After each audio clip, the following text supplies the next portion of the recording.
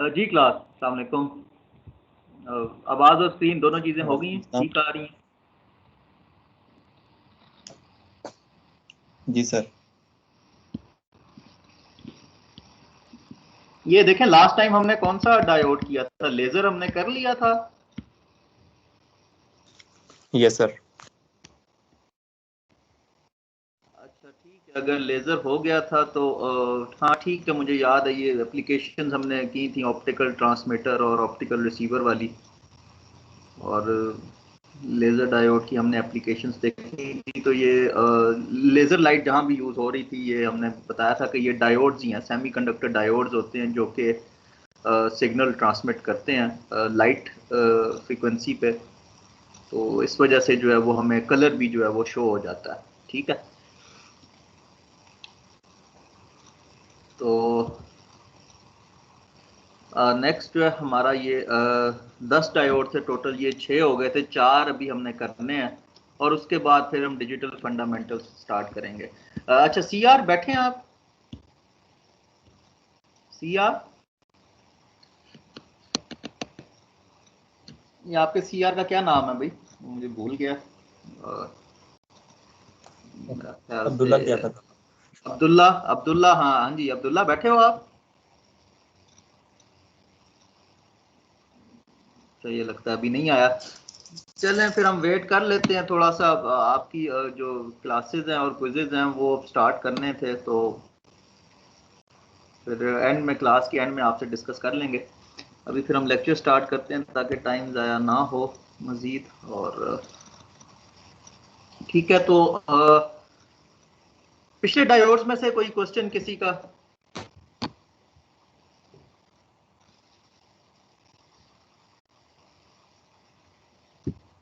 अच्छा चलें। शॉर्ट की डायोड जो है बेटे, ये यूज़ होता है अभी इसकी वर्किंग और वर्किंग तो हम देख लेंगे, इसकी फैब्रिकेशन भी देख लेंगे। लेकिन ये आपको बताता चलूँ कि शॉर्ट की डायोड जो है यूजली ये हमारी जितनी कम्युनिकेशंस है, पीटीसीएल वगैरह या ये जो दूसरी मोबाइल कंपनीज हैं, जो स्विचिंग होती है ना कॉल की, कॉल राउट करने की, लेट से कि मैंने अगर इंग्लैंड यूके कॉल में लाई है, तो उसका जो जो एक्सचेंज पे जो कनेक्शन होते हैं ना, कि फलानी लाइन को यूके की लाइन से कनेक्ट करना है, ठीक है, वो जो एक्सचेंजेस होते हैं, जो स्विचेस लगे हुए होते हैं, वो यूजली ये शॉर्ट की डायोड बेस्ड होते हैं। वो इस वजह से कि ये बहुत फास्ट स्विचिंग प्रोवाइड करता है एट हाई फ्रीक्वेंसीज। ठीक है, इसको डायोड कहना तो नहीं चाहिए, क्योंकि कहना नहीं चाहिए, लेकिन ये इस क्लास में आता। क्यों नहीं कहना चाहिए? क्योंकि इसमें पी रीजन नहीं होता, इसमें पी रीजन नहीं होता शॉर्ट की डायोड में, खाली एन रीजन होता है और एक साथ मेटल रीजन होता है। तो ये जो एनोड है और ये मेटल रीजन, ये एक ही मटेरियल के बने होते हैं। ठीक है, तो इसका जो सिंबल है वो तो आपने देख लिया है, ये इस तरह से है, एस बना दें। ठीक है, this is the symbol of Schottky diode. ये बाकी थोड़े सिंबल्स याद रखें, ये इसी तरह जेड एस और टी जब आप बनाएंगे तो ये सारे सिंबल्स यूज हो जाएंगे। ये जेड बनाया मैंने, जेड का क्या मतलब हुआ?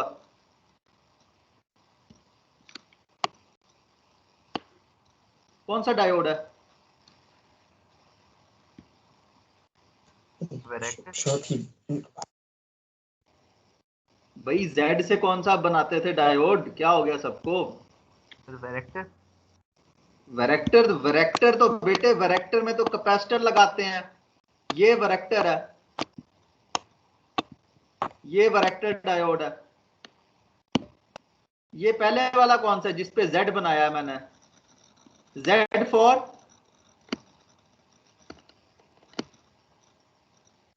Zener. Sir Zener type. Zener, Zener, Z for Zener. ठीक है, अब ये एस बना हुआ है। अब ये जेड में थोड़ी वो कॉर्नर्स थे, यहाँ पे जो है तकरीबन कह लें 1 2 3 4 कॉर्नर्स आते हैं। ठीक है, तो ये एस स्टैंड्स फॉर शॉर्ट की डायोड। और इसी तरह एक सिंबल आएगा आगे, मैं ये आपको बता दूं कि हम ये इन्हीं सिंबल से रिप्रेजेंट कर सकते हैं। इनके सिंबल्स याद रखना कोई वो इतने मुश्किल काम नहीं है। ये एक मैंने टी बनाया है। ठीक है, ये वाला जो डायोड है इसको हम कहते हैं tunnel diode. T for tunnel, ये भी आगे आएगा, लेकिन just to ease you with symbols मैंने कहा एक ही जगह पे भी सारे आपको बता दिए जाएं। तो ये देखें, ये टनल का T है, ये शॉर्ट की का S है, और ये जीनर है। तो इस तरह आप जो है इनके सिंबल्स याद रख सकते हैं, ठीक है, सर्किट्स में कि कौन सा डायोड लगा हुआ है। ये जो बीच वाला है ये वेरेक्टर आपने गलत बोल दिया था, लेकिन खैर इसको बताने के लिए मैंने बना दिया। तो ये इस तरह से सिंबल्स याद रखिएगा। अब शॉर्ट की डायोड बनता कैसे है? जैसे मैंने पहले बताया, डायोड का मतलब है दो नोड्स होना, एक एनोड और दूसरी कैथोड। तो इसमें बेसिकली दो नोड्स होती तो नहीं है, लेकिन चूंकि ये हमें बहुत अच्छी फंक्शनैलिटी प्रोवाइड करता है, इसकी जो फैब्रिकेशन है इन स्विचिंग सर्किट्स, ठीक है, हमारे पीटीसीएल में और ये मोबाइल कंपनीज में, यूजुअली टेलीफोन्स में, जहाँ जो एक्सचेंजेस हैं, जो टेलीफोन एक्सचेंजेस हैं, उसमें एक डिफरेंट कंट्री की एक्सचेंज या मुख्तलिफ सिटी की एक्सचेंज से कनेक्ट करने का जो काम है लाइनों का, वो यूजुअली ये बहुत फास्ट स्विचिंग प्रोवाइड करते हैं हमें शॉर्ट की डायोड्स, और ये हम वहाँ पे यूज कर रहे होते हैं। तो ये बना किससे होता है? इसमें एन रीजन होता है खाली, और दूसरा मेटालिक रीजन होता है। There is no P region in between, ठीक है। And it starts conducting as low as 0.3 volt, ठीक है। फॉरवर्ड बायस में यूज होता है, और बिल्कुल 0.3 वोल्ट्स पे जो है ये कंडक्शन स्टार्ट कर देता है, ठीक है। About Schottky diode. इसमें जो मेन बात याद रखने वाली बात ये है, ये जो नेक्स्ट स्लाइड है ये कह रही है कि भाई there is no reverse current leakage. No reverse current leakage की रीजन क्या है? क्योंकि उसमें पी रीजन ही नहीं है। उसमें पी रीजन नहीं है तो माइनॉरिटी कैरियर्स तो होंगे ही नहीं, ठीक है। माइनॉरिटी कैरियर्स तो होंगे नहीं, उसमें एक ही रीजन है, दैट इज एन रीजन। और उसमें और एन रीजन में हमारे पास क्या होते हैं कैरियर्स, मेजॉरिटी कैरियर्स? इलेक्ट्रॉन्स होते हैं, ठीक है। तो वो कह रहा है कि भाई शॉर्ट की डायोड में तो रिवर्स लीकेज होने का चांस ही नहीं है, ठीक है, क्योंकि उसमें तो पी रीजन है ही नहीं।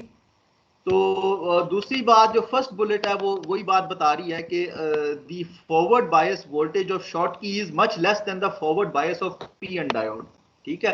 कि अगर जो पी एन डायोड था हमारा बेसिक डायोड, उसमें 0.7 वोल्ट्स लग रहे थे, तो शॉर्ट की डायोड जो है वो 0.3 वोल्ट्स पे ऑपरेट करना शुरू कर देता है। तो ये इसके दो फायदे हैं, दो करेक्टरिस्टिक्स हैं इसके ओवर दी,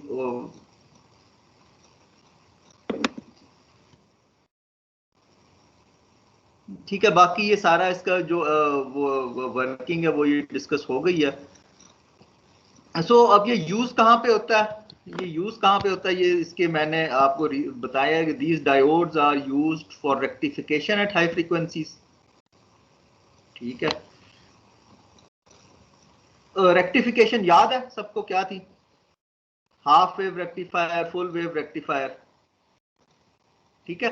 तो जी सर। वो जो हमने सर्किट्स पढ़े थे ना डायोड के जरिए, जो हमने रेक्टिफिकेशन अचीव की थी, that was applicable to lab analysis only, ठीक है। वो लैब में तो डायोड्स काम करते हैं, लेकिन at high frequencies, at microwave range, you need to use this diode, ठीक है। वो क्यों, ऐसा क्यों है, क्या रीजन आ रही है ज़हन में? जो फर्स्ट एप्लीकेशन लिखी हुई है फर्स्ट बुलेट की, अभी मैंने बताई है सर, वो फास्ट स्विचिंग एप्लीकेशन जैसे आपने बताया था। फास्ट स्विचिंग तो ठीक है, वो तो चलें सेकंड एप्लीकेशन हो जाती है। अब देखें वो 0.3 वोल्ट्स पे ऑपरेट करना स्टार्ट कर देता है। वो पॉइंट फास्ट स्विचिंग में देखें, rectification at high frequencies mean के फ्रीक्वेंसी बहुत तेजी से वेरी हो रही होगी। तो 0.7 वोल्ट्स की पीक वैल्यू अटेन करना हाई फ्रीक्वेंसी के केस में एक नॉर्मल डायोड फेल हो जाएगा। you need a fast acting diode, ठीक है। तो इससे आप, अब मैं कहना यहाँ पे इस पॉइंट पे ये चाह रहा हूं कि जितने भी डायोड के ऑपरेशंस, नॉर्मल डायोड के ऑपरेशंस हमने पढ़े हैं ना, ये सारे क्या कहते हैं, हमने कहाँ से स्टार्ट लिया था, हमने रेक्टिफिकेशन से स्टार्ट लिया था, फिर फिल्टर पढ़ा था, फिर रेगुलेटर, फिर क्लिपर, फिर क्लैंपर, फिर वोल्टेज डबलर, वो half wave voltage doubler, full wave voltage doubler, ये सारे जो हैं इनमें जो डायोड लगा हुआ था ना, अब यहाँ पे ये बात याद रखिएगा, ये सारी जो एप्लीकेशंस थी उनमें जो डायोड लगा हुआ था, अगर उसकी जगह मैं शॉर्ट की डायोड लगा दूंगा तो वो 0.3 पे ऑपरेट करना स्टार्ट कर देगा। ठीक है, तो बात कहने की ये है कि ये रिवर्स में तो ऑपरेट करता ही नहीं है, इसने करना ही सिर्फ फॉरवर्ड बायस में ऑपरेट है शॉर्ट की डायोड ने।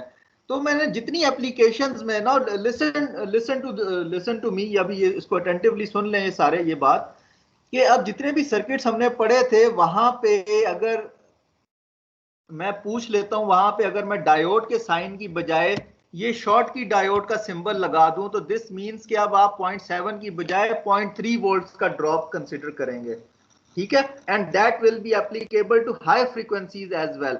अब हाई फ्रीक्वेंसीज में आप ये इसकी एप्लीकेशन इस तरह से देख लें कि व्हेन फ्रीक्वेंसी इज हाई तो बहुत फास्ट, ये एक लो फ्रीक्वेंसी सिग्नल है, ठीक है, इसकी फ्रीक्वेंसी लो है, और ये एक हाई फ्रीक्वेंसी सिग्नल है। तो हाई फ्रीक्वेंसी सिग्नल्स पे नॉर्मल डायोड जो है वो फेल इसलिए हो जाता है कि वो 0.7 की पीक अचीव करने के चक्कर में अगली साइकिल आ जाती है। ठीक है, ये हाई फ्रीक्वेंसी सिग्नल है। अब देखें इधर जितनी तेजी से वोल्टेज लेवल्स चेंज हो रहे हैं उसमें ऑपरेट करना मुश्किल हो जाता है, जबकि लो फ्रीक्वेंसी के केस में यू कैन वेट कि अच्छा भी वो 0.7 वोल्ट की पीक अचीव करेगा, then we will perform rectification, तो वो बात समझ में आती है। लेकिन यहाँ पे तो बहुत तेजी से वोल्टेज लेवल चेंज हो रहे होते हैं। ठीक है, तो हाई फ्रीक्वेंसीज पे ये सारी एप्लीकेशंस अचीव करना, मतलब हमने पहले इस कोर्स के स्टार्ट में जितनी भी पढ़ी, clipper, clamper, voltage doubler, rectifier, at high frequency अगर हमने अचीव करनी हो तो फिर हम शॉर्ट की डायोड यूज करेंगे। ठीक है सर। हाँ जी सर ये शॉर्ट की डायोड जो है लो फ्रीक्वेंसी पे भी ये काम कर देती है रेक्टिफिकेशन का? हाँ, कर देगा, उस पे भी कर देगा, लो तो सर हम फ्रीक्वेंसीज पे तो नहीं। शॉर्ट की डायोड ही क्यों ना यूज कर लें? दूसरे वाले यूज करने की कोई? असल में शॉर्ट की का मसला ये है कि इसकी फैब्रिकेशन जो है दिस रिक्वायर्स गोल्ड, ये महंगा है, इसलिए सिर्फ पर्टिकुलर एप्लीकेशन के लिए यूज किया जाता है। अब लेबोरेटरियों में अगर एक्सपेरिमेंट करने हो या छोटे मोटे सर्किट्स बनाने हो, हमारे मोबाइल फोन्स में इतने नॉर्मल डायोड्स लगे होते हैं, जो टेलीफोन के सेट हमारे घरों में पड़े हैं उनके रिसीवर सर्किट में डायोड यूज होते हैं। अगर सब जगह वो सोने का बना हुआ शॉर्ट की डायोड लगाना यूज कर देंगे तो कॉस्टली हो जाती है ना चीज, पे लोग खरीदना बंद कर देते हैं। ठीक है, ओके सर। तो ये जो शॉर्ट की डायोड है इसकी फैब्रिकेशन में गोल्ड रिक्वायर्ड है, जो मेटेलिक पार्ट है that is made of gold, वो सोने का बना होता है। ठीक है, तो इस वजह से ये पर्टिकुलर एप्लीकेशंस में ही यूज होता है। पर्टिकुलर से मुराद इंडस्ट्रियल एप्लीकेशंस, जहाँ पे अब इसको अगर नॉर्मल बाजार में बेचना शुरू करें तो शायद लोग ऐसी प्रोडक्ट लेना बंद कर दें जिसमें शॉर्ट की लगा हो। ठीक है, वो उसकी एक्सपेंस की वजह से फिर तो अब ये बात पे जोर देने का मकसद और समझाने का डिटेल में ये था कि देखें, अगर कोई क्वेश्चन ऐसा आपसे पूछ लिया जाए जिसमें डायोड की जगह क्लिपर क्लैंपर का सर्किट हो, जिसमें डायोड की जगह मैं ये वाला सिंबल लगा दूं, तो यू शुड नो कि अब मुझे क्या करना है। ठीक है, कि ये रिवर्स बायस में तो काम करेगा ही नहीं, सिर्फ फॉरवर्ड बायस में कंडक्ट करेगा, और वो भी 0.3 वोल्ट्स पे। ठीक है, तो you should remember this symbol कि अगर एस बना हुआ हो तो दिस इंडिकेट्स अ शॉर्ट की डायोड, और मुझे 0.3 वोल्ट्स कंसीडर करके उस सर्किट को सॉल्व करना है। ठीक है, तो बाकी मैंने स्विचिंग एप्लीकेशंस का बता दिया आप लोगों को कि it starts conducting in picoseconds as compared to normal diode. ठीक है, और तो that's all about Schottky diode. Okay, next is the PIN diode. PIN stands for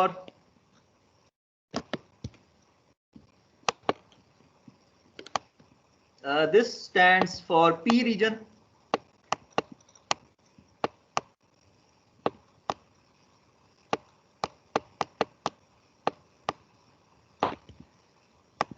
N stands for N region। तो अगर पी एन डायोड हो तो इसका क्या मतलब होता है कि उसमें सिर्फ एक पी रीजन है और एक एन रीजन है, तो वो नॉर्मल डायोड बन गया हमारा पी एन डायोड, जिसको हमने स्टार्ट में नाम दिया था। अब अगर इन दोनों, अब इस अगर पी रीजन और एन रीजन के बीच में एक प्योर सेमीकंडक्टर लगा दें, आई स्टैंड्स फॉर इंट्रिंसिक,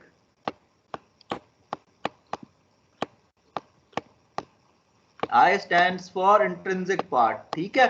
तो जो पहला वाला था हमारा नॉर्मल डायोड, उसमें तो डिप्लीशन रीजन आता है बीच में, पी और एन के बीच में, ठीक है। उस डिप्लीशन रीजन की बजाय हमने फैब्रिकेशन में क्या किया, हमने मैन्युफैक्चरिंग में, कि पी और एन टाइप जो ये तो एक्सट्रिंसिक है ना, एक्सट्रिंसिक रीजन है, इनमें तो डॉपिंग हुई हुई है।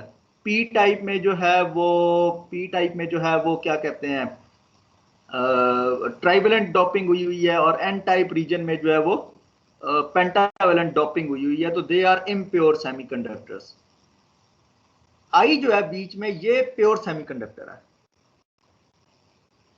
ठीक है, ये प्योर सेमीकंडक्टर है। और इससे हम क्या फायदे उठा सकते हैं। अच्छा, सबसे पहली ठीक है, उसके बाद ये इसका सिंबल देख लें, इसका सिंबल वही है, ठीक है। इसका सिंबल जो है एक नॉर्मल पी एन डायोड वाला सिंबल है, तो इसको अब जाहिर है कंफ्यूज तो करेगा कि पी एन डायोड लगा हुआ है या पिन डायोड लगा हुआ है, तो वो डेफिनेटली फिर साथ लेबल करना पड़ेगा कि ये कौन सा डायोड है सर्किट में, ठीक है। तो यूजली जो नॉर्मल ऑपरेशंस हैं वो हम पिन डायोड से अचीव नहीं कर सकते, क्लिपर क्लैंपर और ये सारे, तो उसमें तो इसका आना मुमकिन नहीं है कि कोई पिन लगा हुआ होगा, डेफिनेटली हम पीएन ही इंडिकेट कर रहे होंगे, ठीक है। तो ये दोनों उसमें ऑपरेट करता है, it operates in reverse bias as well as a capacitor, ठीक है, as a fixed value capacitor, ठीक है। मैं दोबारा बोल देता हूं कि as a fix value capacitor, क्योंकि यहां पे लिखा नहीं हुआ कि ये फिक्स वैल्यू कैपेसिटर होगा, ठीक है। रिवर्स बायस में ये as a fix value capacitor behave करता है, और फॉरवर्ड बायस में वेरिएबल रेजिस्टर के तौर पे बिहेव करेगा, ठीक है। It will behave as a variable capacitor, a current controlled variable resistor.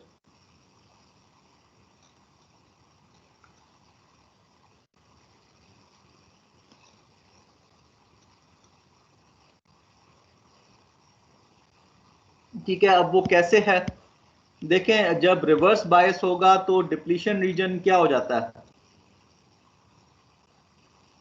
Wide या नैरो, नैरो हो जाएगा हैं? मैं रिवर्स बायस का पूछ रहा हूँ।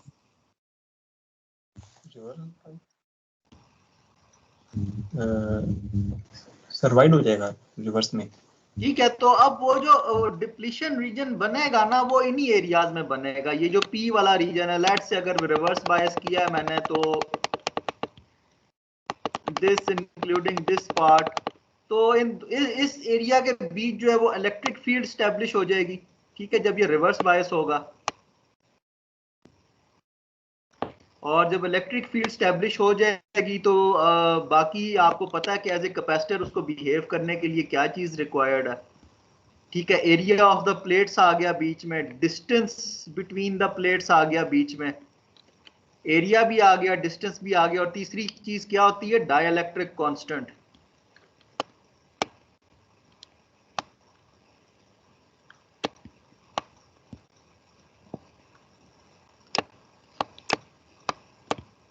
तो डाइलेक्ट्रिक कांस्टेंट किस मटेरियल का होगा, वो उसी मटेरियल का जो हमने इंट्रिंसिक यूज किया, ठीक है।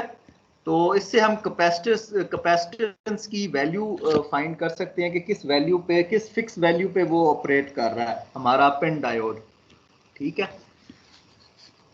तो ये तो रिवर्स बायस ऑपरेशन हो गया। अब फॉरवर्ड बायस में क्या हो रहा है कि फॉरवर्ड बायस में you can control the value of current. आप उसमें से जो करंट थ्रू द डायोड है उसको कंट्रोल कर लें यूजिंग द बायस पोटेंशियल, तो उस हिसाब से उसकी रेजिस्टेंस चेंज होती रहेगी, ठीक है, वो कैसे, वो हम नेक्स्ट स्लाइड्स में एक दो ग्राफ्स देखेंगे तो हमें इस बात की समझ आ जाएगी।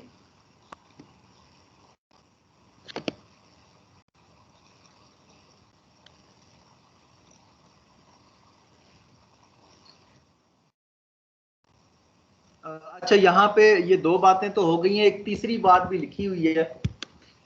देखें, तीसरी बात कह रही है, the third bullet says due to wide depletion region in reverse bias it makes it ideal for applications as a photo diode. ठीक है, ये फोटो डायोड के तौर पे भी काम कर सकता है अगर हम इंट्रिंसिक रीजन में एक pure gallium based semiconductor use करें। ठीक है, एक intrinsic gallium based semiconductor use करें तो it can operate in light region as well. अब वो फोटो डायोड के केस में क्या था कि जो बीच में एरिया था ना जहां से फोटो, अच्छा फोटो डायोड है कौन सा, कौन बताएगा क्या होता है उसमें? सर फोटो डायोड में अब लाइट पड़ती है तो करंट बनता है। ठीक है, तो अब वो यहाँ पे इधर ये कह रहा है कि यार ये जो बीच वाला रीजन है ना, इंट्रिंसिक रीजन, अगर हम उसमें ऐसा सेमीकंडक्टर यूज करें तो okay, let me explain this third bullet. दो बुलेट्स तो ऊपर वाली हो गई हैं कि फोटो डायोड हमारे पास ये चीज थी।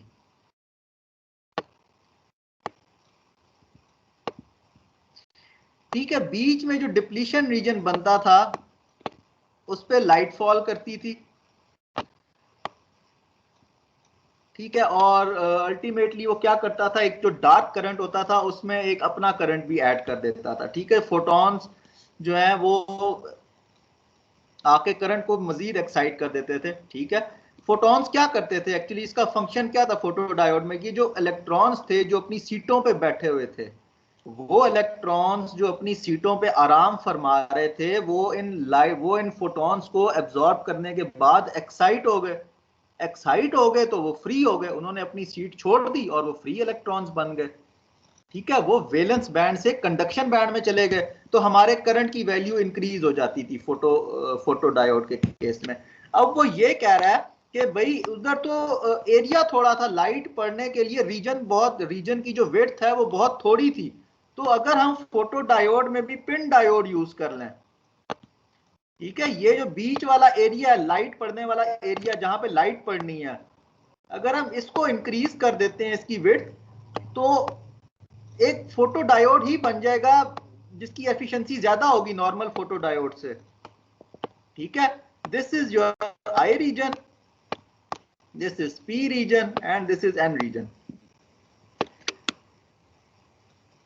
तो ठीक है, ये थर्ड बुलेट क्लियर है सबको? जी। ठीक है, अब जो एरिया है ना जिसपे लाइट फॉल करनी है वो बढ़ जाता है, क्योंकि पीएन रीजन के केस में तो होता ही नहीं है ना सेंट्रल रीजन, वो तो डिप्लीशन रीजन जितना एरिया अलाउ करेगा वो वोल्टेज के हिसाब से उतनी लाइट पड़ेगी। अब अगर हम उसकी जगह पिन डायोड यूज कर लें और आई में जो है हम अपनी मर्जी गैलियम बेस्ड अगर इंट्रिंसिक सेमीकंडक्टर यूज कर लेते हैं तो लाइट को जो सरफेस एरिया जिस पे उसने फॉल करना है वो बढ़ जाता है, और डेफिनेटली वो नॉर्मल डायोड की निस्बत ज़्यादा जो इलेक्ट्रॉन्स हैं उनको, जो अपने होल्स पे आराम फरमा रहे हैं, ठीक है, जो अपनी सीटों पे बैठे आराम फरमा रहे हैं, वो ये लाइट एनर्जी एब्जॉर्ब करके एक्साइट हो जाएंगे और वो वैलेंस से कंडक्शन बैंड में चले जाएंगे, और अल्टीमेटली हमें मिलेगा क्या, इंक्रीज इन दी करंट। ठीक है, हमें अल्टीमेटली मिलेगा क्या, increase in the current value. तो this is about this third bullet.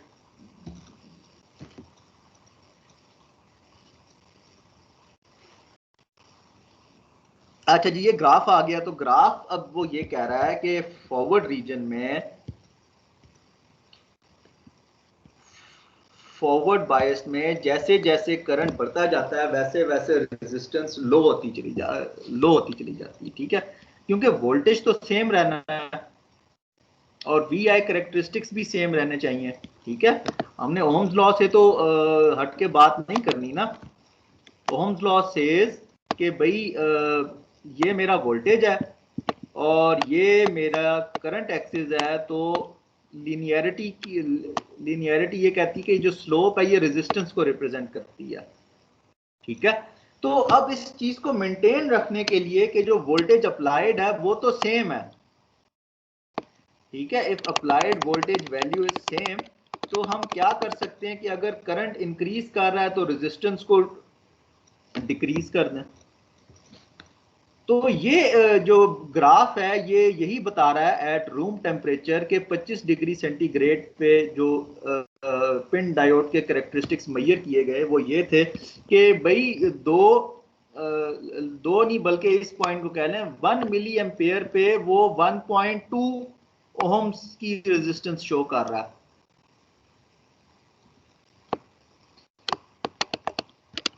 ठीक है। 1 मिली एम्पियर पे वो 1.2 ओहम्स की रेजिस्टेंस शो करेगा, और जैसे जैसे हम करंट बढ़ाते चले जाएंगे, लेट्स से 6 एम्पियर्स, तो 6 मिली एम्पियर्स पे वो कितनी रेजिस्टेंस शो कर रहा है? 0.4 ओहम्स, ठीक है। तो जैसे जैसे करंट बढ़ता चला जाएगा वैसे वैसे रेजिस्टेंस डिक्रीज होती चली जाएगी। तो डिक्रीज क्यों हो रही है? To maintain Ohm's law, V is equal to IR, ठीक है। एक चीज बढ़ेगी तो दूसरी चीज डिक्रीज होगी, ताकि वोल्टेज ने तो नहीं अपनी जगह से हिलना ना, ठीक है, उसको मेंटेन रखने के लिए। तो दिस ग्राफ इज लॉजिकल, ठीक है, रिगार्डिंग ओम्स लॉ, कि ये ओम्स लॉ को ओबे कर रहा है ये ग्राफ, ठीक है। तो this is about pin diode. Okay, second graph says, ये अब वोल्टेज के साथ है, ठीक है। पिछला जो ग्राफ था ये इंडिकेट कर रहा था, एक मिनट, एक तो ये पेन गायब हो जाता है, इसको बार बार सेलेक्ट करना पड़ता है। This was regarding forward bias operation, ठीक है। ये फॉरवर्ड बायस्ड ऑपरेशन का ग्राफ है when your pin diode is working as a variable resistor, ठीक है। अब हम बात कर रहे हैं रिवर्स बायस ऑपरेशन की। रिवर्स बायस में हमने कहा कि भाई वो एक पर्टिकुलर वैल्यू पे कैपेसिटेंस शो करता है, तो दैट कैपेसिटेंस इज कांस्टेंट, ठीक है। तो रिवर्स बायस के केस में तो ये this graph indicates the operation in reverse बायस, और ये कह रहा है कि भाई 0 say about from this point onwards, ठीक है, minus let's say this is -1 volt से लेकर -24 वोल्ट तक it retains the value of 0.7 पिकोफैरड, ठीक है। 0.7 पिकोफैरड के कैपेसिटेंस के तौर पे वो बिहेव करेगा। तो यहां पे उतनी वेरिएशन नहीं है, ये this is almost a constant line around 0.7 फैरड्स, ठीक है, 0.7 पिकोफैरड्स। तो ये इसका रिवर्स बायस आरबी ऑपरेशन था, ठीक है। इस डायोड का आरबी ऑपरेशन का ग्राफ है।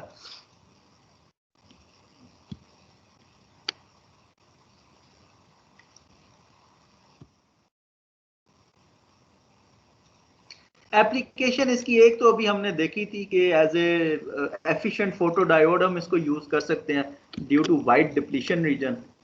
इसका डिप्लीशन रीजन हम वाइड जो है वो जानबूझ के करते हैं, ठीक है, मैन्युफैक्चरिंग के वक्त ही एक इंट्रिंसिक रीजन उसमें डाल के। और दूसरी बात जो है वो वोल्टेज कंट्रोल्ड अटेनुएटर के तौर पे हम इसको यूज कर लेते हैं, ठीक है, in forward bias case. Voltage controlled attenuator यानी कि यहाँ पे देखें,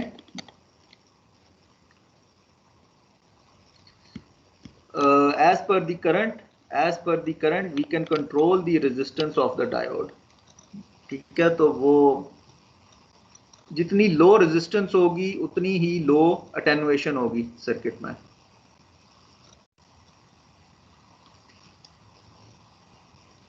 okay, clear till this point? कोई क्वेश्चन है किसी का शॉर्ट की में से या पिन डायोड में से?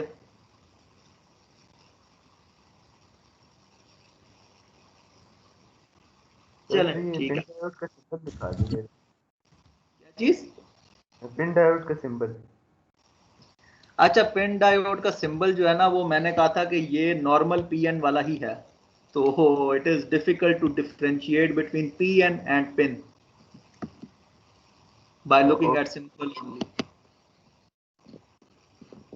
ठीक है,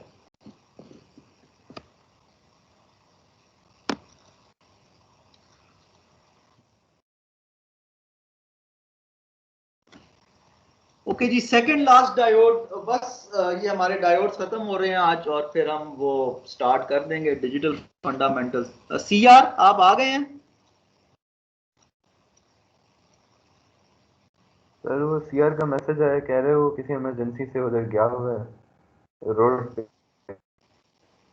अच्छा, सीआर ऐसा से कि कहें कि कुछ अच्छा दिन मुझे पहले क्लास आप लोग बताएं, ईद की क्लास का क्या कर रहे हैं बाकी टीचर्स? किस किस ने ली है, किस किस ने जो है मेकअप क्लास करवाई है ईद ईद वाले वीक की?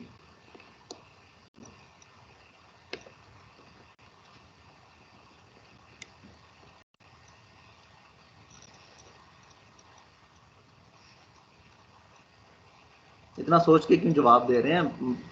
किस किस कोर्स के टीचर ने आपकी मेकअप क्लास रखी है भाई ईद हॉलीडेज की? सर ये सर हसन आफ्ताब ने रखी है मेकअप। अच्छा, और चले मैंने मेकअप क्लास अब जो है ईद हॉलीडे की खाली रखवानी ही है। अब ये पता नहीं वो उसमें मैं कुछ करवाऊंगा या नहीं। मैंने कहा कि एक दफ़ा वो हो जाए, वी विल सी, कि अगर हमारा वैसे सिलेबस तो ठीक ही जा रहा है।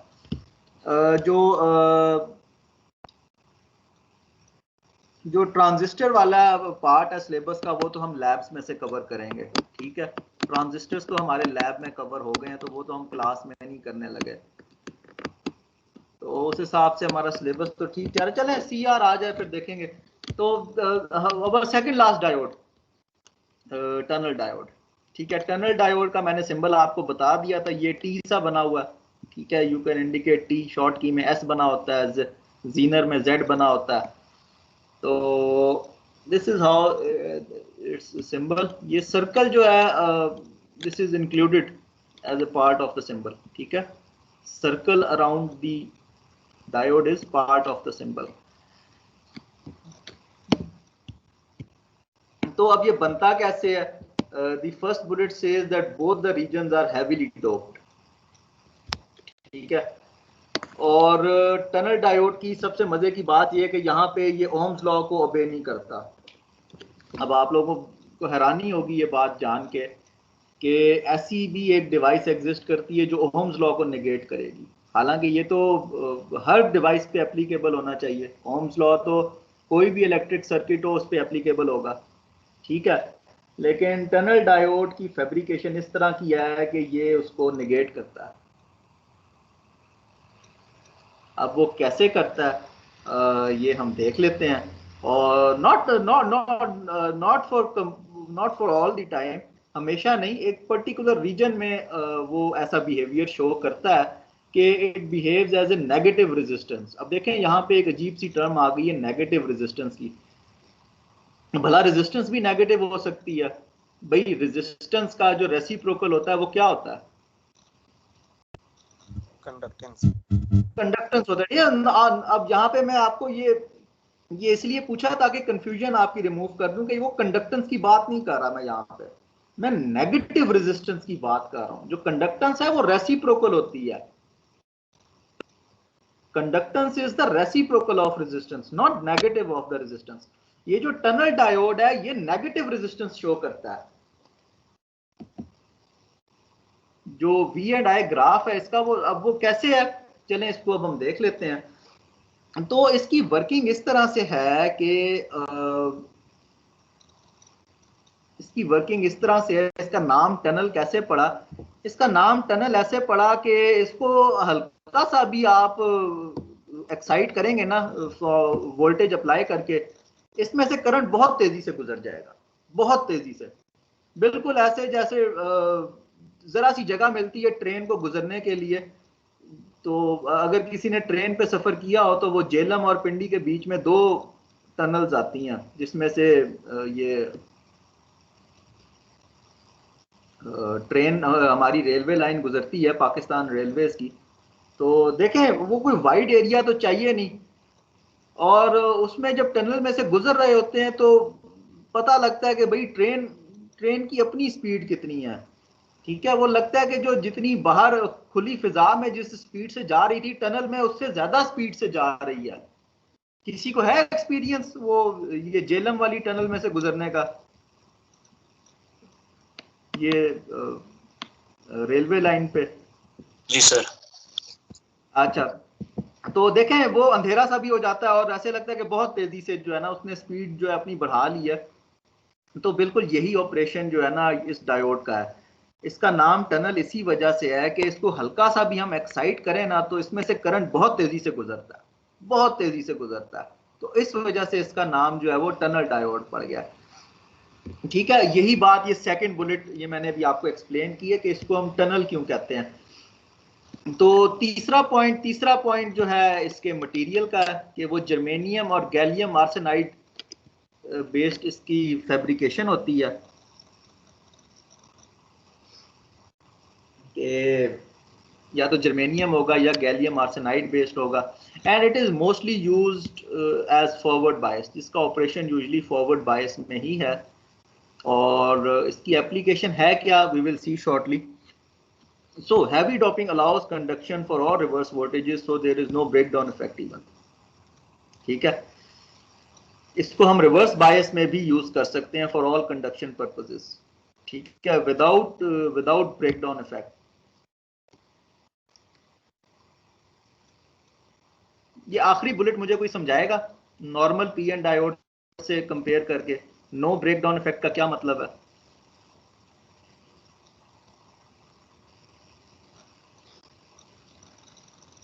सर वैसे तो हमारे उसमें ये होता है ना पीएन डायोड में कि एक सर्टेन अमाउंट ऑफ वोल्टेज तक वो रिवर्स लीकेज करंट देता है, लेकिन जब वो सर्टेन वोल्टेज से एक्सीड कर जाए तो हमारे डायोड जो जल जाती है, खराब हो जाती है। जल लेकिन जाता है, टनल बिल्कुल। उसको एवलांच इफेक्ट भी हमने नाम दिया था, ठीक है, ड्यू जी टू सर, एवलांच इफेक्ट वो हमारा जो डायोड है वो जल जाता है, हीट अप हो जाता है। तो यहाँ पे ऐसा कुछ नहीं है, ठीक है, टनल डायोड के केस में। अब हम आते हैं नेगेटिव रेजिस्टेंस की तरफ।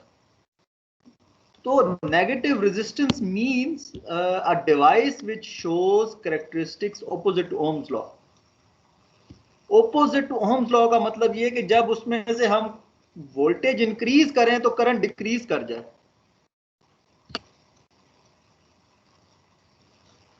ठीक है, कि जब हम वोल्टेज इंक्रीज करें तो करंट उसमें से डिक्रीज हो जाना चाहिए। अदरवाइज ओम्स लॉ में तो अभी मैंने पिछली स्लाइड पे भी एक स्ट्रेट लाइन बनाई थी कि भाई ये जो स्लोप है वी आई ग्राफ का,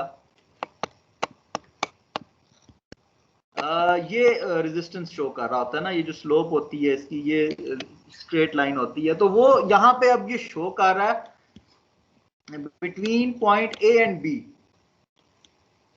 जब वोल्टेज बहुत ही थोड़ा है हमारा, ठीक है। इसको अभी हमने फॉरवर्ड बायस में देख रहे हैं, this is V F forward bias voltage, और उसमें जो फॉरवर्ड बायस में हमें जो करंट मिलेगा वो हमने लिया यहाँ पे, ये वही वी आई ग्राफ है ओम्स लॉ वाला। लेकिन अब ये इसकी कर्व बनती है रेजिस्टेंस की, ये इसकी कर्व बनती है रेजिस्टेंस की। वो उसकी वजह ये है कि एट सर्टेन पॉइंट बी तक तो वो करंट अलाउ कर रहा है, ठीक है, at point B till this voltage value, यहां तक तो बहुत तेजी से करंट को वो कंडक्ट करेगा। उसके बाद अगर अब हम फर्दर वोल्टेज इंक्रीज करते हैं, या इसकी एग्जांपल आप नॉर्मल लाइफ में इस तरह से ले लें कि अगर हम फर्दर जो एरिया ऑफ द ट्रेन है, रेलवे ट्रेन का जो एरिया अगर हम वो बढ़ा दें कि भाई वो टनल में से गुजर ही ना सके, तो उस केस में क्या होगा, उस केस में करंट की वैल्यू डिक्रीज कर जानी चाहिए, ठीक है। तो यहां पे यही वाला इफेक्ट आता है, टनल वाला इफेक्ट, कि जैसे जैसे अब इस पर्टिकुलर पॉइंट के बाद जब टनल का एरिया पूरा कवर हो जाए तो फिर if you increase the voltage further तो करंट डिक्रीज होना शुरू हो जाता है, and that happens from point B to C. ये जो पॉइंट बी टू सी का रीजन है इसको नेगेटिव रेजिस्टेंस रीजन कहते हैं, ठीक है, ये नेगेटिव रेजिस्टेंस रीजन कहलाता है। और ए और beyond C point it behaves as a conventional forward bias diode. वो कन्वेंशनल फॉरवर्ड बायस डायोड कैसा था? एक मिनट में आपको उसका ये बना के दिखा दूं। ठीक है, उसका बिहेवियर कुछ इस तरह का था।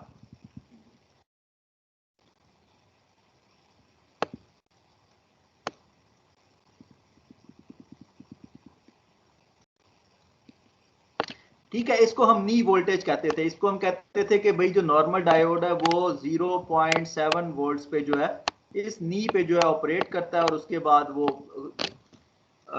फर्दर हम वोल्टेज इंक्रीज ना भी करें तो करंट इंक्रीज करता रहता है। ठीक है, फर्दर हम वोल्टेज इंक्रीज ना भी करें तो करंट की वैल्यू इंक्रीज होती रहती है। ये हमारा कन्वेंशनल फॉरवर्ड बायस ऑपरेशन है।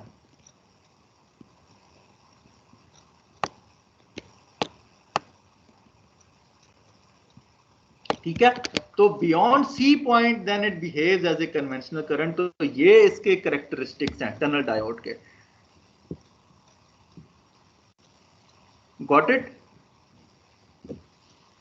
तो सर नेगेटिव रेजिस्टेंस सिर्फ बी से सी तक रहती है? बिल्कुल बिल्कुल, ये इसका एक छोटा सा रीजन है, एक वोल्टेज रेंज है, तो वो वोल्टेज रेंज ये वाली है, बस इस रेंज में। अब इसको उसने डिफाइन नहीं किया हुआ कि ये कौन सी वैल्यूज होती हैं। ठीक है, बस इस वोल्टेज रेंज के लिए वो opposite to Ohm's law behave करता है।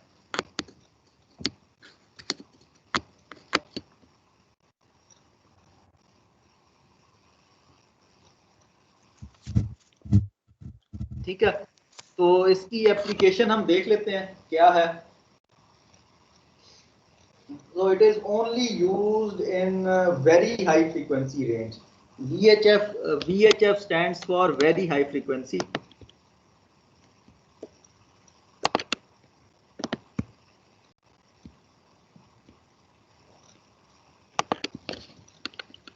ठीक है, VHF stands for very high frequency range.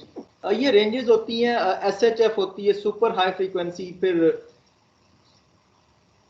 LHF होती है लो, LF होती है हमारे पास लो फ्रीक्वेंसी, HF होती है हाई फ्रीक्वेंसी, VHF होती है वेरी हाई फ्रीक्वेंसी। तो ये कुछ फ्रीक्वेंसी रेंजेस हैं जो कि इंजीनियर्स ने डिफाइन की हुई हैं। तो ये खाली इस रेंज ऑफ फ्रीक्वेंसीज की जो एप्लीकेशन है ना उसमें यूज होता है। और कहाँ पे यूज होता है? To attain sustained oscillations. ठीक है, बड़ी मजे की इसकी ये है कैरेक्टरिस्टिक कि टू अटेन सस्टेन्ड ऑसिलेशंस। अब देखें, आपको वेक्टर डायोड की एप्लीकेशन याद है और एलसी टैंक वाली? कोई बताएगा? सर रेडियो में यूज करते हैं। वेल डन यार, मैं तो याद है। चलो, उसकी एक फ्रीक्वेंसी की इक्वेशन थी। वो इक्वेशन ये थी कि omega is equals to 1/√LC। ठीक है, ये फॉर्मूला गिवन है और ये आपके सिलेबस का पार्ट भी है। इसको याद रखिएगा कि ये जो दो कंपोनेंट्स है ना, इंडक्टर और कैपेसिटर, ये इंडक्टर और कैपेसिटर जब ये पैरेलल में लगे होते हैं तो ये एक पर्टिकुलर फ्रीक्वेंसी का हमें सिग्नल देते हैं। उस सिग्नल की जो फ्रीक्वेंसी है वो इस फॉर्मूले से हमें पता चलती है। ये 2πf है। 2πf जो है वो हर्ट्ज में है, और अगर ओमेगा लें तो ओमेगा जो है वो रेडियंस पर सेकंड होगा। ठीक है, तो ये हर्ट्जियन फ्रीक्वेंसी हमें इन दो कंपोनेंट्स को पैरेलल में लगा के मिलती है। तो एक्चुअली होता क्या है कि नॉर्मल ऑपरेशन में जब हम ऑसिलेशंस अचीव करते हैं तो they start to die out. These oscillations begin to die out after some time. ठीक है, अब यहां पे हमें जो चीज हेल्प करती है वो ये, ऐसा होता क्यों है उसने रीजन जो है वो नेक्स्ट बुलेट में लिखी है स्लाइड में मैंने, कि in LC tank loss of oscillations occur mainly because of the internal resistance of the inductor, के जो एनर्जी है वो डिसिपेट होना शुरू हो जाती है आरपी के अक्रॉस। ठीक है, पहले क्या हो रहा था? पहले जो है एनर्जी ऑसिलेट कर रही थी between these to energy storage elements. ठीक है, कैपेसिटर एनर्जी स्टोरेज एलिमेंट है ना, अपनी इलेक्ट्रिक फील्ड में एनर्जी स्टोर करता है, और जो इंडक्टर है वो भी एनर्जी स्टोरेज एलिमेंट है, वो कहां पे एनर्जी स्टोर करता है?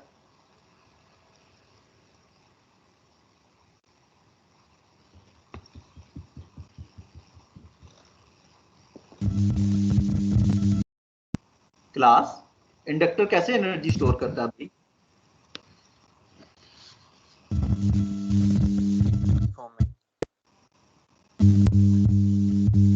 ये तो एफएससी वाला सवाल है।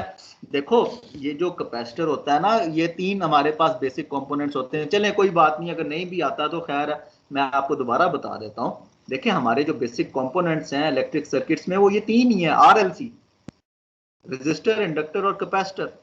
अब रेजिस्टर तो एनर्जी स्टोर करने वाला है ही नहीं, रेजिस्टर तो एनर्जी स्टोरेज एलिमेंट है ही नहीं, ठीक है। उसके अक्रॉस तो सिर्फ एनर्जी डिसिपेट होती है, रेजिस्टर के अक्रॉस। जो हमारे एनर्जी स्टोरेज एलिमेंट्स हैं वो तो ये इंडक्टर और कैपेसिटर होते हैं। कैपेसिटर अपनी इलेक्ट्रिक फील्ड में एनर्जी स्टोर करता है, और जो इंडक्टर होता है वो अपनी मैग्नेटिक फील्ड में एनर्जी स्टोर करता है, ठीक है। तो ये जो एनर्जी है, this energy keeps on oscillating between these two devices, these two components. Inductor और कैपेसिटर के बीच में एनर्जी ऑसिलेट होती रहती है, तो then we get these oscillations, ठीक है। ये एनर्जी की ऑसिलेशंस हमें इस तरह से मिलती हैं जो आगे ब्लू वेव फॉर्म में गिवन है। लेकिन यहाँ पे मसला क्या आता है कि यहाँ पे ये जो रेजिस्टेंस है वो एनर्जी डिसिपेट होना शुरू हो जाती है at this point across RP. तो एनर्जी डिसिपेशन की वजह से जो हमारी ऑसिलेशंस हैं दे डाई आउट। मसला समझ आ गया आप सबको? प्रॉब्लम क्लियर है? फिर अब हम सॉल्यूशन पे जा रहे हैं।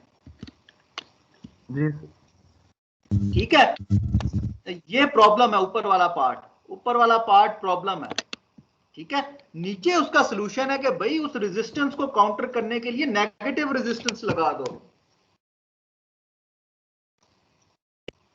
हमारा मकसद क्या था? ऑसिलेशंस को सस्टेन करना, टू अटेन सस्टेन्ड ऑसिलेशंस। तो उसको हमने कैसे काउंटर किया? टनल डायोड लगा के। हमने टनल डायोड लगाया और अल्टीमेटली जो है हमने नेगेटिव रेजिस्टेंस से इस पॉजिटिव रेजिस्टेंस को काउंटर कर लिया, ठीक है। तो ये इसकी बहुत ही सिंपल सी एप्लीकेशन है इस टनल डायोड की, ठीक है। और मकसद क्या था कि ये जो आउटपुट है, जो आउटपुट ऑसिलेशंस है, इसको हम सस्टेन कर सकें। Got it?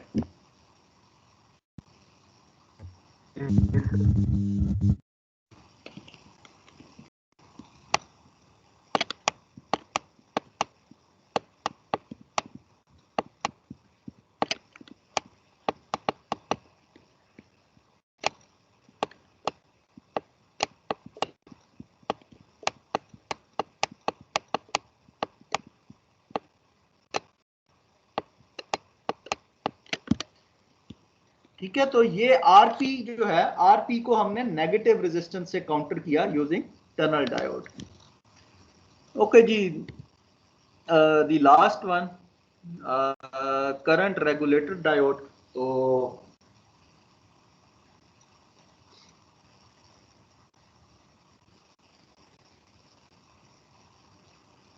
ये नीचे इसका सिंबल गिवन है, ठीक है। वो ट्रायंगल की बजाय एक सर्कल हमने यूज कर लिया है नोट की जगह।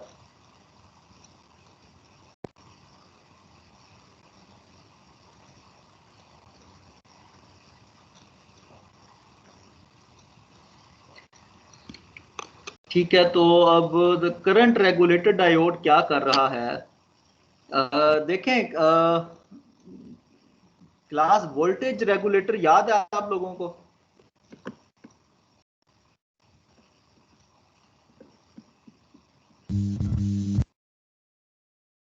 वोल्टेज रेगुलेटर सर्किट का क्या नाम था?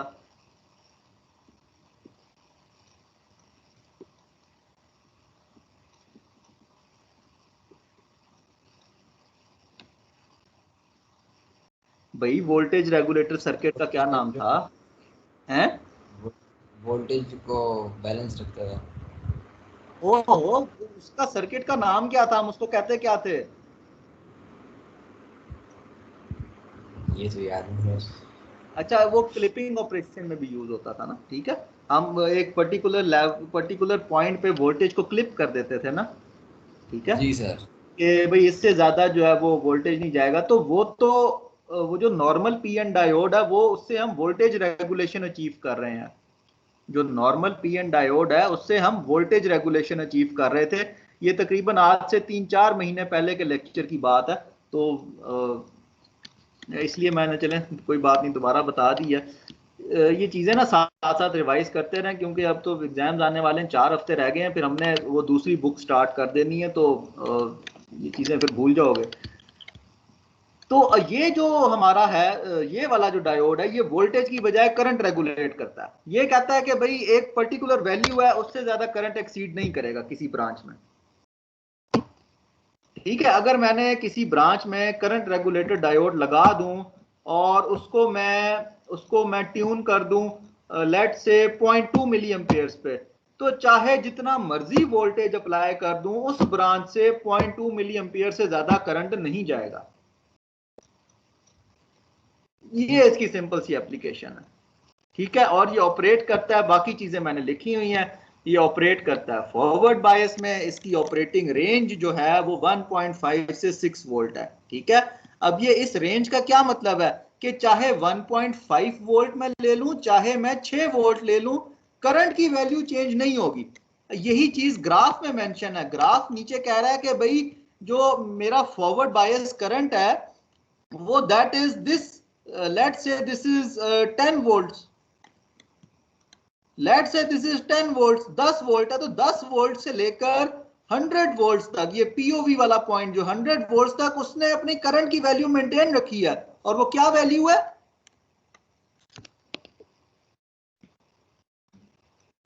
3 amperes, milli amperes. 3 milli amperes, good, 3 million. ठीक है, 3 मिली एम्पेयर्स है, ठीक है, गुड।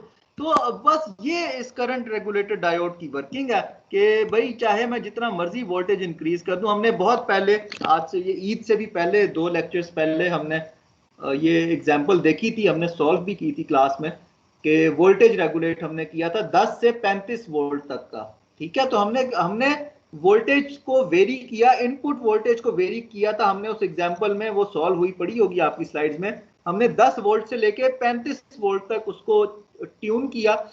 तो वो चेंज होने के बावजूद भी जो है उसने वोल्टेज मेंटेन रखा फिक्स पॉइंट पे। मेरा ख्याल से वो 12 वोल्ट था या 10 वोल्ट ही था। तो यहाँ पे भी ये करंट रेगुलेशन की एग्जांपल है कि अब मैं अगर वोल्टेज ये 10 वोल्ट से 100 वोल्ट तक भी ले जाऊं तो करंट मेरा 3 मिली एम्पेयर से एक्सीड नहीं करेगा। अब 3 मिली एम्पेयर के बाद क्या हो रहा है?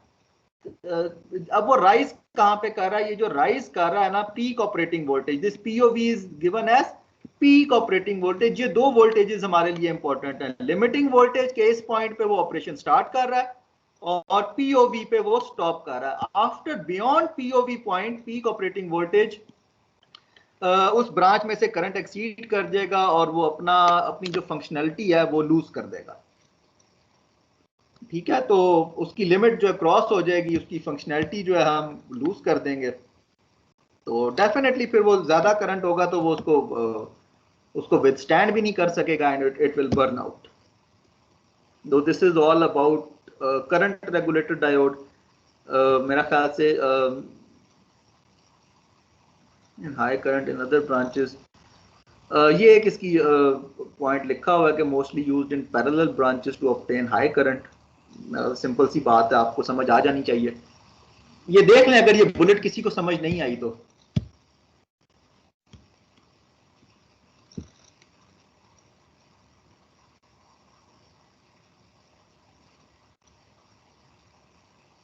चलें, ठीक है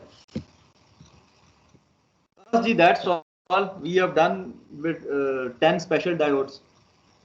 खत्म हो गया चैप्टर 3।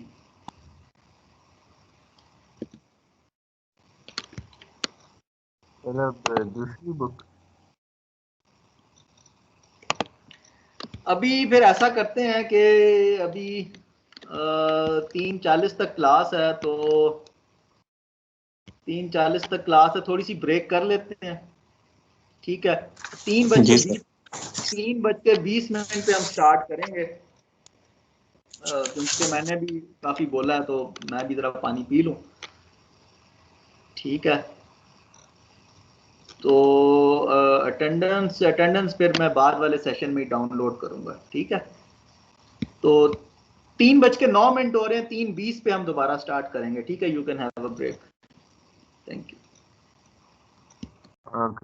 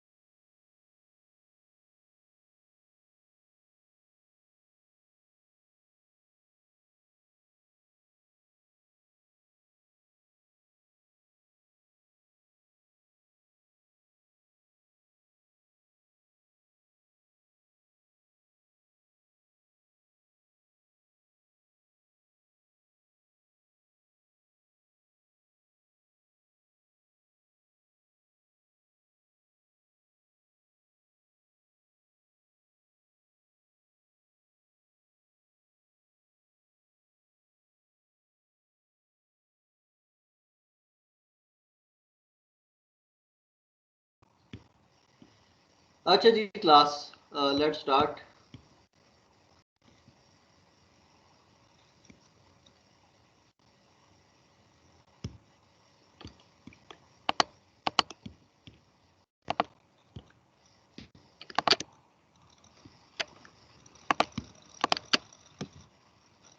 ओके क्लास, ये जो बाइपोलर जंक्शन ट्रांजिस्टर वाला पार्ट है, चैप्टर 4 जो है हमारा बुक से, ये हम बुक की बजाय जो लैब के लेक्चर्स हैं उन्हीं में से कंटिन्यू करेंगे, ठीक है? जी सर। ठीक है। जो बीजेटी की लैब्स हुई हैं, तो जो लैब्स में जो पोर्शन है, मैं लैब्स के नाम जो है, जब मैं सिलेबस अपलोड कर रहा हूँ फाइनल एग्जाम के लिए, तो उसमें मैं ट्रांजिस्टर्स वाले पार्ट में जो लैब मैनुअल्स है ना, उनके नंबर्स साथ में अपलोड कर दूंगा, ठीक है? कि वो they are part of theory exam as well, ठीक है? तो वो नंबर्स आपको वहाँ सिलेबस में से पता चल जाएंगे। तो let's start with digital fundamentals. ये हमारी सेकंड बुक थी, और डिजिटल फंडामेंटल्स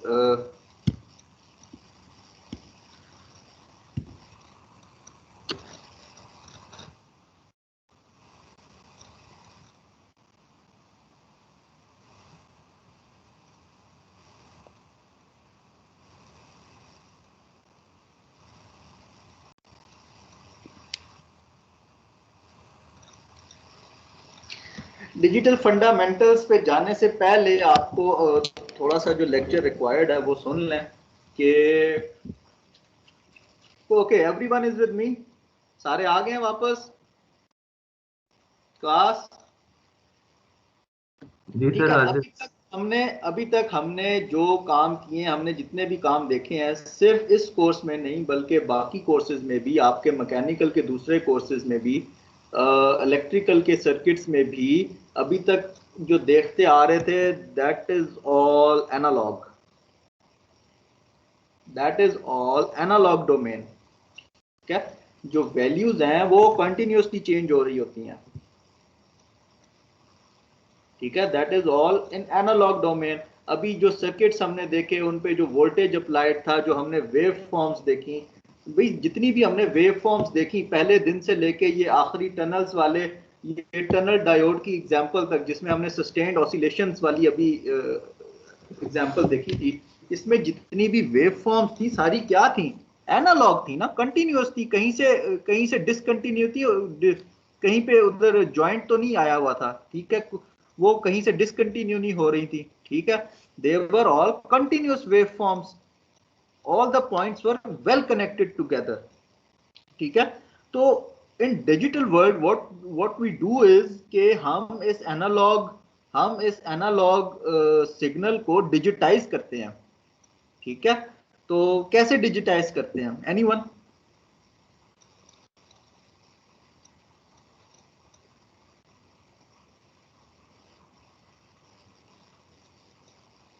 सर ये लॉजिक गेट्स यूज करते हैं। नहीं, नहीं, ये इस स्लाइड को तो भूल जाओ, अभी स्लाइड नहीं पढ़नी किसी ने, मैंने आप लोगों को मना किया था, मैंने कहा पहले सुन लें मेरा लेक्चर, इस स्लाइड्स पे तो बाद में जाएंगे, अभी मुझे सुने, सिर्फ मेरे अल्फाज पे गौर करें। देखें, अभी तक जितने भी फिनोमेनाज हैं in this world, whether mechanical phenomenas या जो इलेक्ट्रिक सिग्नल्स हैं सर्किट्स में, they are all analogous, they are all continuous signals, ठीक है? तो हम ये सारी चीजें जब कंप्यूटर डोमेन में जाते हैं, तो कंप्यूटर तो एनालॉग जुबान नहीं समझता भाई, उसको तो डिजिटल जुबान समझ में आती है ना, जी ये, ठीक है? तो वो हम एनालॉग सिग्नल को डिजिटाइज कैसे करते हैं, मेरा ये सवाल है। सर, अरिथमेटिक्स और मशीन लैंग्वेज के थ्रू।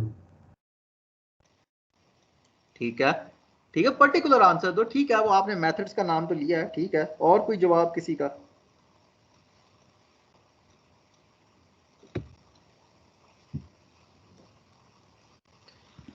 ओके,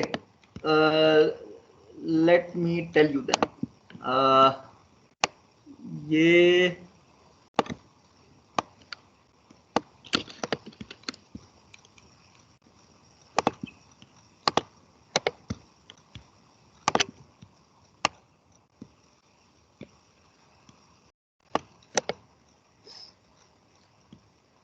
ये एक्सिस है, ठीक है।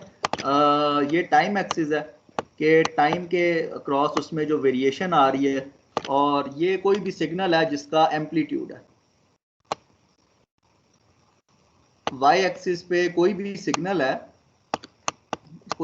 है, ठीक है, in real domain, in real life domain, let it be amplitude variations in the movement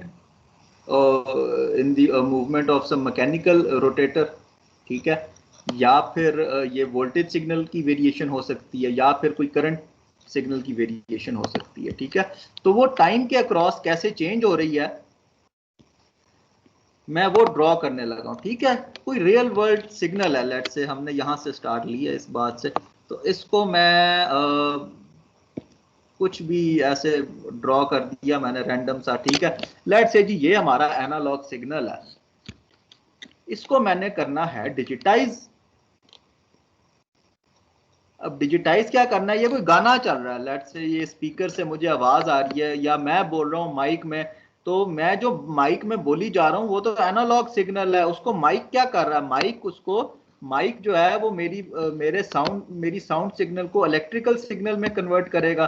now once it converts my voice into electrical signal, तो वो भी तो कंटिन्यूअस होती है ना, जो इलेक्ट्रिकल सिग्नल में मेरी वॉइस कन्वर्ट होगी वो भी कंटिन्यूअस होगी, उसको फर्दर उसने डिजिटाइज तो करना है फॉर प्रोसेसिंग।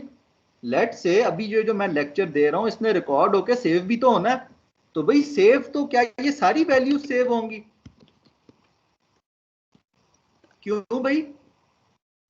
लेट से इसको अभी हम वोल्ट्स एग्जांपल के तौर पे इसको वोल्टेज का नाम दे देते हैं। लेट से ये 1 वोल्ट है, okay, make it 5 volts, or let's say this is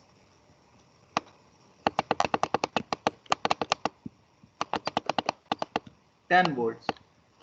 तो 5 से 10 वोल्ट के बीच कितनी वैल्यूज हैं बताएं। सर होल नंबर में 5।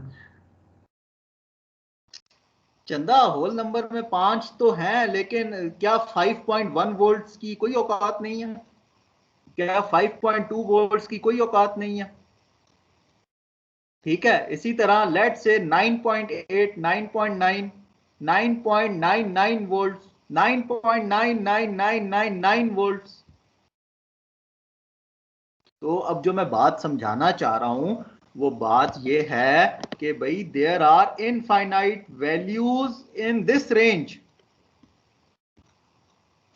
कौन सी रेंज, ये 5 से 10 वोल्ट के बीच ये जो वेव फॉर्म आ रही है, there are infinite values of voltage.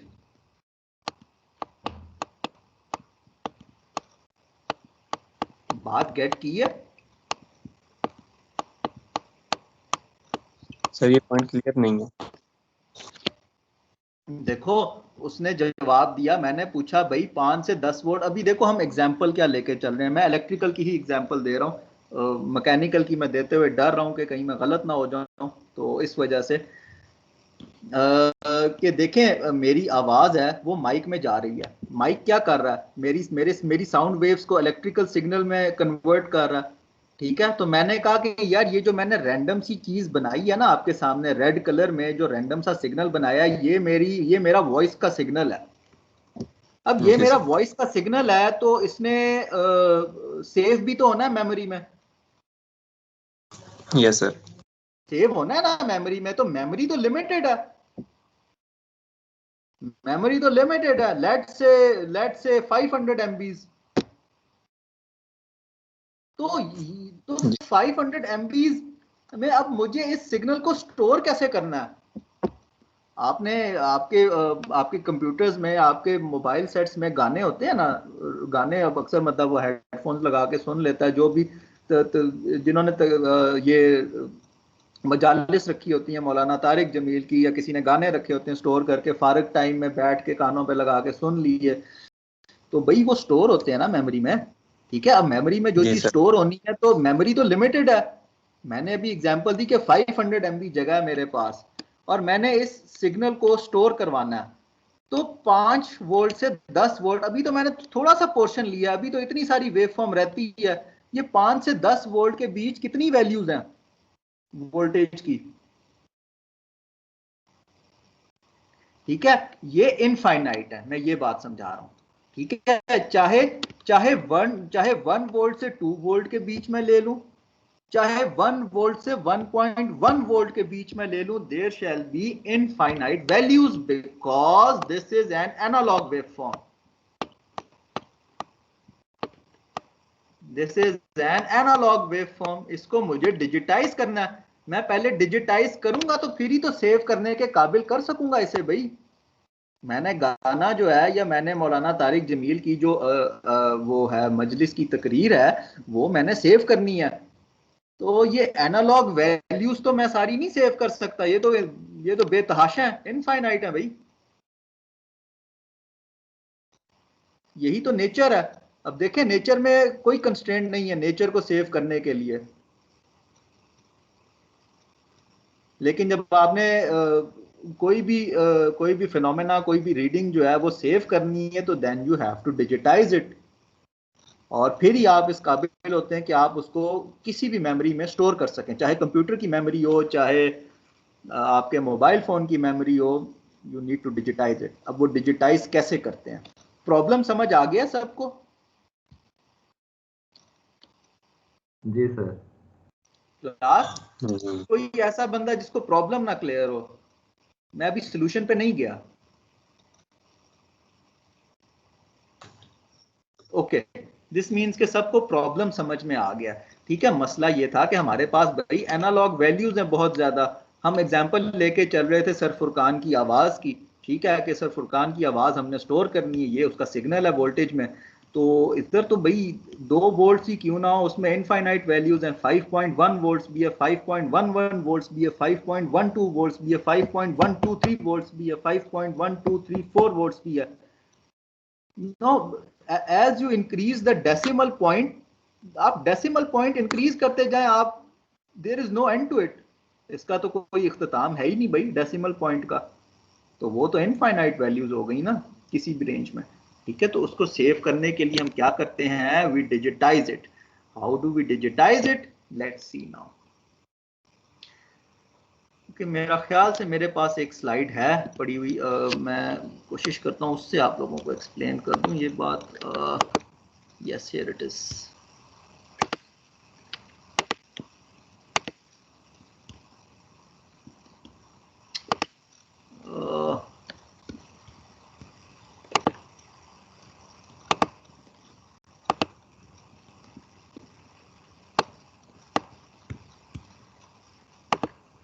ये देखें, अब जो मेरे पास डॉटेड लाइन है ना, वाइट डॉटेड लाइन, ठीक है, वाइट डॉटेड लाइन ये एनालॉग सिग्नल को रिप्रेजेंट कर रही है। ठीक है, उसके बाद मैंने क्या किया, वाइट डॉटेड लाइन के बाद मैंने कुछ सैंपल पॉइंट्स ले लिए कंप्यूटर में स्टोर कराने के लिए, ताकि मैं इस सिग्नल को दोबारा रीजनरेट कर सकूं। ठीक है, now to digitise my analogue wave form, मैंने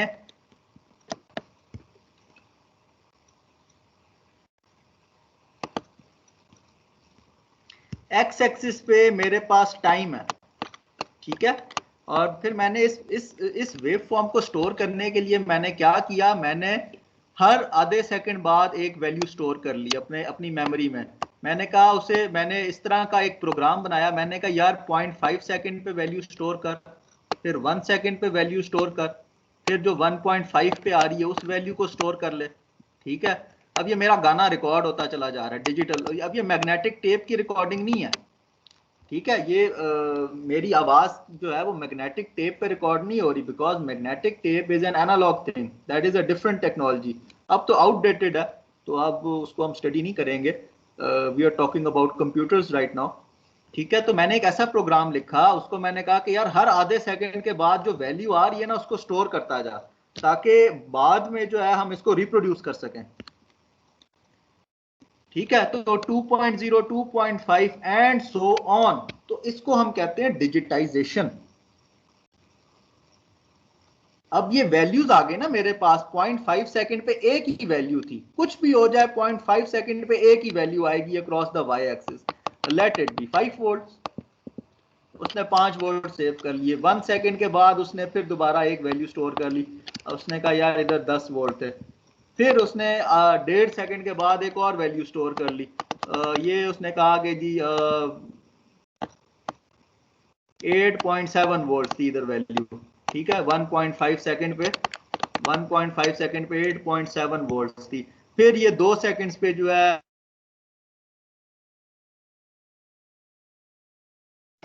तो वो सेव करता चला गया कंप्यूटर। तो अब उसने इनफाइनाइट वैल्यूज को सैंपल कर लिया, उसने एक सैंपलिंग रेट रखा, उसने कहा सैंपलिंग रेट जो है मेरा वो होगा 0.5 सेकंड, और मैं हर आधे सेकंड के बाद की वैल्यू उठा के स्टोर कर लूंगा। तो वो depending upon the memory of my, कि मुझे कितनी मेमोरी रिक्वायर्ड होगी उस हिसाब से मैंने वैल्यू स्टोर कर ली। तो this is the solution. Clear है? Yes sir. जी सर। तो ठीक सर यहाँ है, पे तो एक सवाल डिजिटाइज, है। हाँ जी सर ये तो हमने अपनी सिग्नल की जो हमारी पीक्स वैल्यू हैं, एम्पलीट्यूड की वैल्यूज हैं, वो हमने स्टोर कर ली ना, तो हमारी साउंड की क्वालिटी कैसे स्टोर होती है?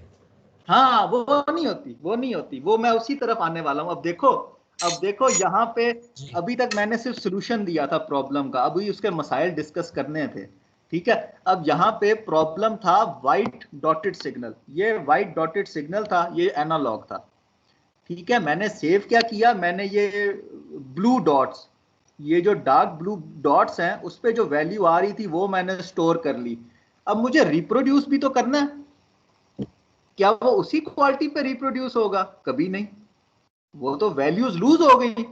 देखो ना, ये एक पीक वैल्यू आ रही है इधर, ये एक पीक वैल्यू आ रही है, ये वैल्यू तो लूज हो चुकी है। तो जब वो रिप्रोड्यूस करेगा तो वो यहां तक तो नहीं पहुंचेगा, वो इस पॉइंट से सीधा इस पॉइंट पे चला जाएगा। तो जो रिप्रोड्यूस होगी ना वैल्यू डिजिटल से, वो येलो वाला सिग्नल है, येलो डॉट्स वाला, और उसकी वैल्यू, उसकी जो क्वालिटी है वो डाउनग्रेड हो गई है।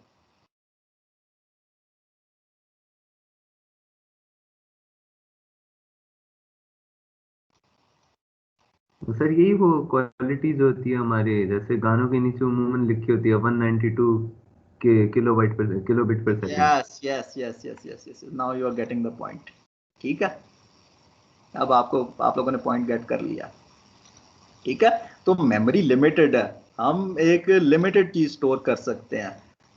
एनालॉग जो है, नेचर में कोई भी सिग्नल हो, आपकी इंडस्ट्री में सेंसर्स लगे होते हैं, ठीक है, प्रेशर सेंसर्स, टेम्परेचर सेंसर्स, वो क्या करते हैं, क्या वो हर वक्त वैल्यू रिकॉर्ड करेंगे? भाई हर वक्त वैल्यू रिकॉर्ड करेंगे तो मेमोरी ने तो 1 मिनट में फिल हो जाना है, स्टोर कहां पे करोगे हिस्ट्री देखने के लिए?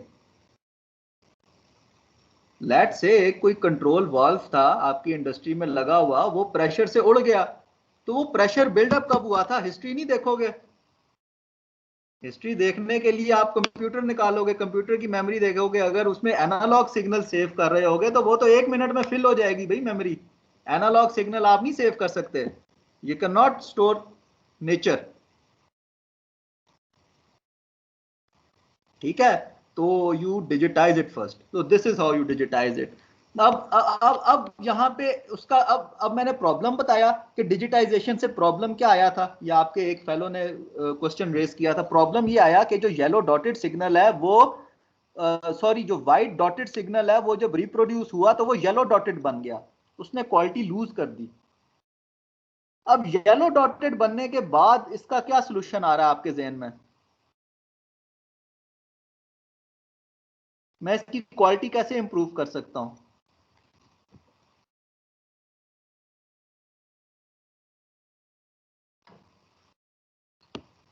क्यों भाई क्लास? क्वालिटी इंप्रूव एज इन वाइट जी के सर। ज्यादा करीब हो जाए, या हाँ बिल्कुल बिल्कुल बिल्कुल, ज्यादा करीब कर दो इनको। ये जो सैंपलिंग टाइम है, हम कितने उसके बाद सैंपल ले रहे थे, हम हर आधे सेकंड के बाद सैंपल पिक कर रहे थे, स्टोर कर रहे थे। तो इसका सैंपलिंग टाइम इंक्रीज कर दो भाई, उसको कहो 1/4 सेकंड के बाद सिग्नल स्टोर कर ले। अब मेमोरी भी डबल हो जाएगी उस तरह से। जैसे जैसे क्वालिटी बढ़ाते जाओगे ना, वैसे वैसे मेमोरी स्टोरेज भी बढ़ती चली जाएगी। जी सर। ठीक है, तो अब ये जो व्हाइट लाइंस है ना, ये सॉलिड व्हाइट लाइंस जो है, इनको आपस में मजीद नजदीक कर दो। पहले हमने कहा कि यार 0.5 सेकंड, 1 सेकंड, 1.5 सेकंड पे वैल्यू स्टोर करो। अब हम कह रहे हैं नहीं यार, हर सेकंड में 10 वैल्यू स्टोर करो। 0.1 सेकंड पे भी, 0.2 सेकंड पे भी, 0.3 सेकंड पे भी। तो जैसे जैसे सैंपलिंग टाइम, ये जो हम सैंपल्स उठा रहे हैं ना, सैंपलिंग टाइम जैसे जैसे हम रिड्यूस करते चले जाएंगे, डिजिटल सिग्नल की क्वालिटी एनालॉग के बराबर होती चली जाएगी, उसके नजदीक होती चली जाएगी। ठीक है, बराबर तो कभी नहीं, बराबर तो कभी नहीं। अगेन मैं जुमला तीसरी दफा बोल देता हूं, डिजिटल सिग्नल की क्वालिटी एनालॉग के बराबर तो कभी नहीं आएगी। ठीक है, लेकिन हम उसके नजदीक कर सकते हैं by increasing the sampling time. ये उसका सोल्यूशन है क्वालिटी को इंप्रूव करने का। यहां तक बात समझ आ गई है सबको, मसला और उसका सोल्यूशन? क्लियर है। ठीक है, मैं एक दफा समराइज कर देता हूं और फिर हम लेक्चर एंड करते हैं। ठीक है, मैं एक दफा समराइज कर देता हूं, फिर हम लेक्चर एंड करते हैं। दो मसले हैं और उसके दो सोल्यूशन है। पहला मसला एनालॉग सिग्नल है। एनालॉग सिग्नल है तो उसमें इनफाइनाइट वैल्यूज होती हैं। इनफाइनाइट वैल्यूज तो स्टोर करने से रहे, क्योंकि हमारी मेमोरी बहुत लिमिटेड होती है। ठीक है, तो ये पहला मसला है। उसका हल क्या था? सैंपलिंग के एक पर्टिकुलर सैंपल पे टाइम, एक पर्टिकुलर टाइम पे आप सैंपल उठा लो, उसको स्टोर कर लो। ये सोल्यूशन है। दूसरा मसला कि अब अगर सैंपलिंग टाइम ज्यादा होगा तो उसकी क्वालिटी डाउनग्रेड हो जाएगी। ये सेकंड प्रॉब्लम है। ठीक है, कि अगर ये व्हाइट डॉटेड सिग्नल था तो जब मैं रिप्रोड्यूस करूंगा तो वो येलो डॉटेड सिग्नल बन जाएगा, तो इसकी क्वालिटी तो डाउनग्रेड हो गई। ठीक है, इस सेकंड मसले का हल ये था कि भाई ये जो सैंपलिंग इंटरवल है इसको नजदीक कर दो। इसको जितना छोटा रखोगे उतनी ज्यादा अच्छी क्वालिटी होगी। Okay, that's all, we stop here today.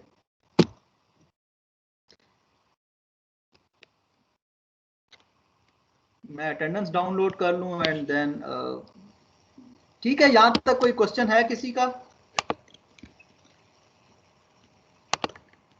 No sir, clear.